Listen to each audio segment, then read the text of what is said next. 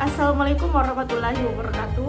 Perkenalkan, saya Niswa Muafia Ahmad dengan NIM 2104010064. Di sini saya akan menjelaskan terkait dengan pekerjaan sektor informal.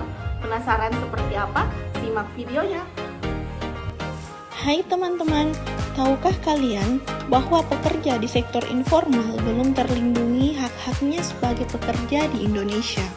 Mengapa demikian?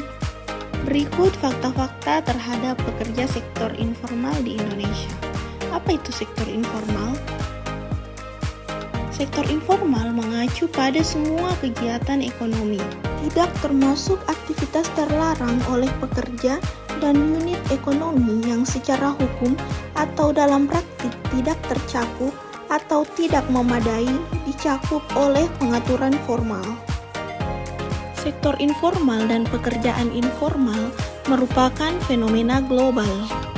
Jenis pekerjaan informal ada di negara maju maupun berkembang. Namun, data menunjukkan bahwa informalisasi kerja banyak terjadi di negara-negara berkembang. Data International Labour Organization atau ILO 2018 menyebutkan ada 18,3% hingga 67,4% pekerjaan sektor informal di negara maju maupun negara industri maju. Kemudian, ada 89,8% sektor informal ada di negara berkembang.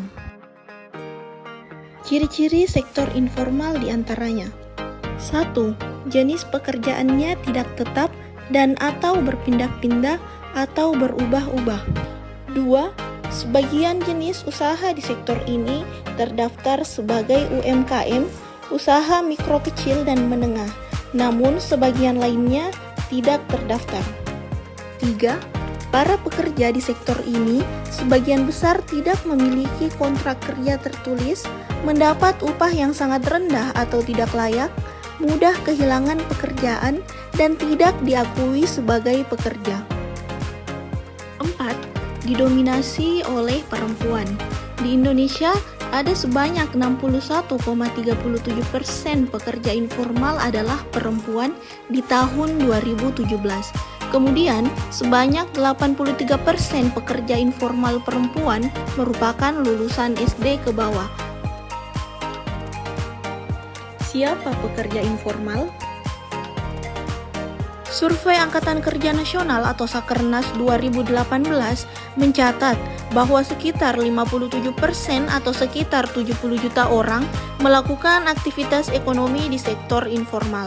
Pada tahun 2019, jumlah pekerja sektor informal meningkat menjadi 74 juta orang. Merujuk pada indikator yang digunakan Badan Pusat Statistik atau BPS, secara sederhana, kegiatan formal dan informal dari penduduk bekerja dapat diidentifikasi berdasarkan status pekerjaan. Pekerjaan-pekerja formal mencakup kategori 1. Mereka yang berusaha dengan dibantu buruh tetap. 2. Buruh, karyawan, pegawai. Sedangkan pekerja informal adalah 1. Mereka yang berusaha sendiri. 2. Mereka yang dibantu buruh tidak tetap. 3. Pekerja bebas di pertanian. 4. Pekerja bebas di non-pertanian. 5. Pekerja keluarga atau tidak dibayar. Apakah kategorisasi pekerja informal hanya itu? Ada beberapa contoh lain pekerjaan informal.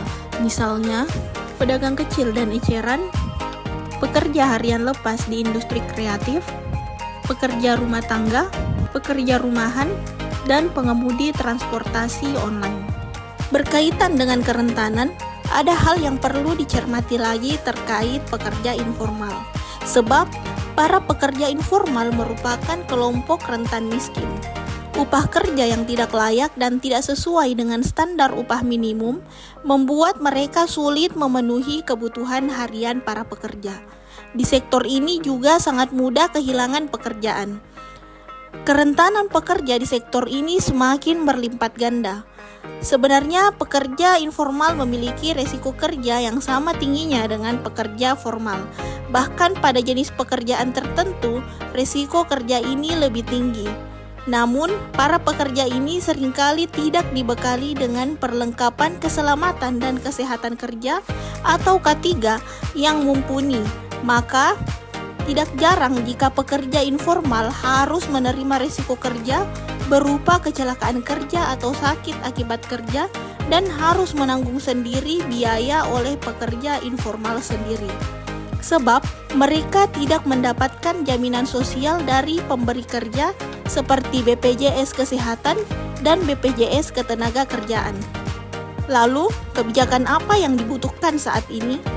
Di Indonesia, tidak ada kebijakan yang mengatur dan mengakomodir pekerja di sektor informal.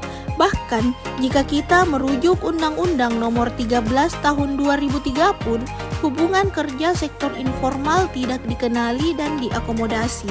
Di dalam undang-undang tersebut mengatur dua jenis perjanjian kerja, yakni perjanjian kerja waktu tertentu atau PKWT, atau kita sering sebut sebagai perjanjian kerja sementara, dan perjanjian kerja waktu tidak tertentu atau PKWTT. Dampaknya, pengawasan ketenagakerjaan di sektor ini lemah, sehingga praktik eksploitasi kerja, kekerasan, dan pelanggaran hak ketenagakerjaan di sektor ini sulit dibuktikan dan diberi sanksi. RUU Cipta Kerja yang digaungkan sebagai reformasi hukum ketenagakerjaan dan sedang didorong oleh pemerintah juga luput membicarakan pekerja sektor informal. Padahal, memberikan perlindungan kepada pekerja informal adalah sejalan dengan tujuan pembangunan berkelanjutan atau Sustainable Development Goals SDGs nomor 8, yakni kerja layak. Karena para pekerja informal ini adalah penggerak ekonomi dan warga negara Indonesia yang harus dilindungi. Jadi, begitulah kondisi pekerja informal di Indonesia. Baik teman-teman, itulah tadi terkait dengan penjelasan pekerjaan sektor informal. Kurang dan lebihnya mohon dimaafkan. Wabillahi taufiq wal hidayah. Wassalamualaikum warahmatullahi wabarakatuh.